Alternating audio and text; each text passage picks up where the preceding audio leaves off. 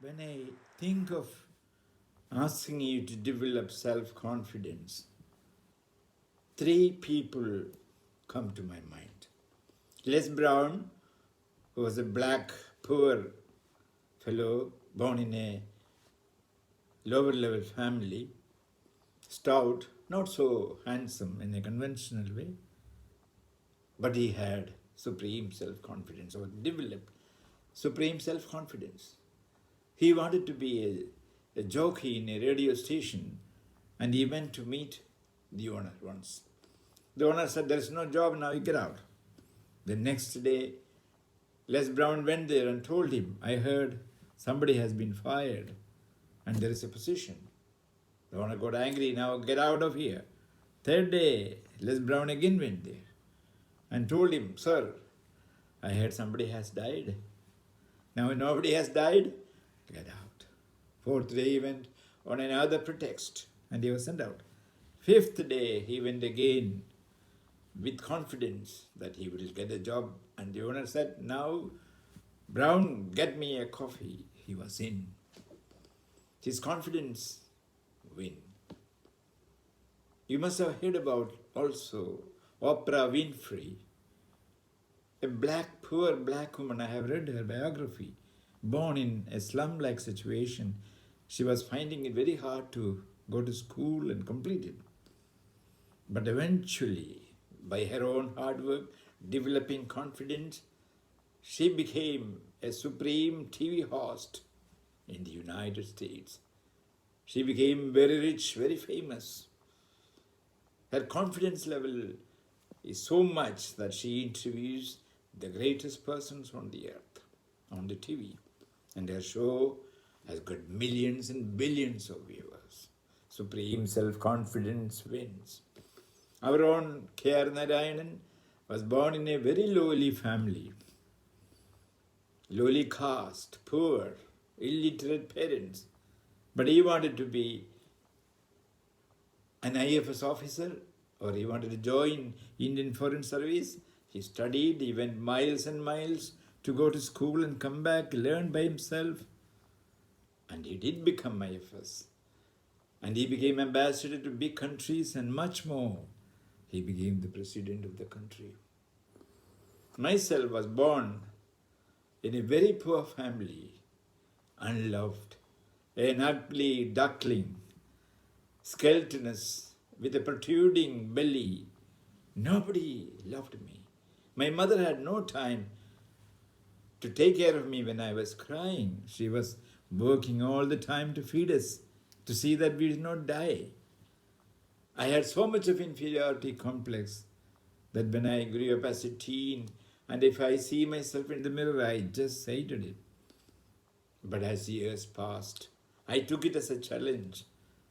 And then I started developing knowledge or acquiring skills and, keeping a certain body physiology which made me more confident. I would like to share those things with you. So how do we develop confidence from very negative circumstances? That is what we should learn. The first and foremost thing is look at the mirror and see whether you like yourself, whether you can love yourself. If you can't, don't be surprised. Many are like that.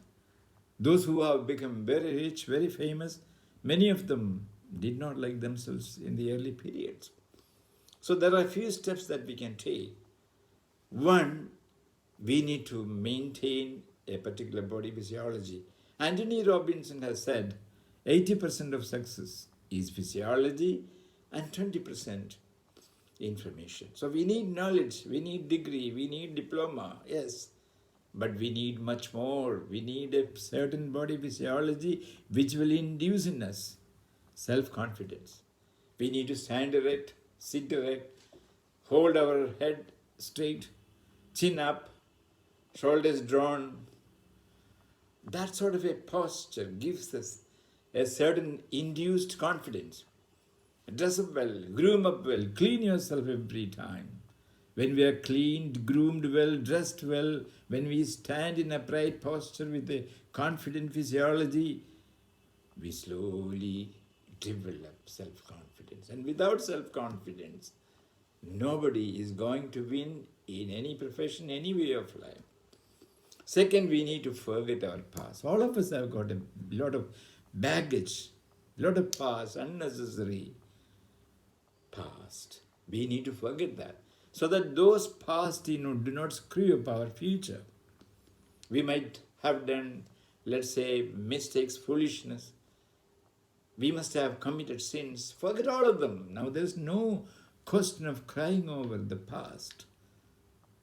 Forget your entire unnecessary, unwanted past and bury them into the recesses of your memory so that they never come up.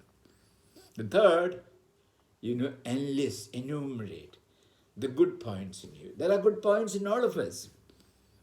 Enumerate the good points that are there within you. See, you may have acquired a degree, you may have acquired a skill, knowledge, you may have a PhD, I don't know. You may have become specialist in something, acquired certain special skill. Enumerate all of them. You may have a number of good qualities. You may be kind, loving, you may be compassionate. You may have loved your parents more than what normally a person do. Or you may have helped others. You may have a number of friends. All these are good qualities. Ask your friends, ask your family, what are the good points in you? List them down. Keep them in your mind. And throw away all the negatives from your mind. So when you do these three things, let's say forgetting the unnecessary past, keeping a good body physiology all the time, walking erect, walking straight, faster, erect, standing, sitting erect, grooming and dressing up well and getting ourselves clean all the time, these will help you develop a certain amount of confidence. And then when you look into the mirror, you start feeling, oh, I am good. The important thing is to feel, I am good. When you feel millions of times, I am good, that develops confidence. Remember, we make our future. We are the predictor. We make our destiny. There is nothing written on our forehead. And it is us. If you keep on telling and thinking and believing that I will succeed, that I am confident, and I will succeed in the field or in the particular line I want, if you keep on thinking with a certain specific aim, you normally become very much confident. And when a person is supremely confident, he wins in his life. And I do wish you develop confidence. Thank you.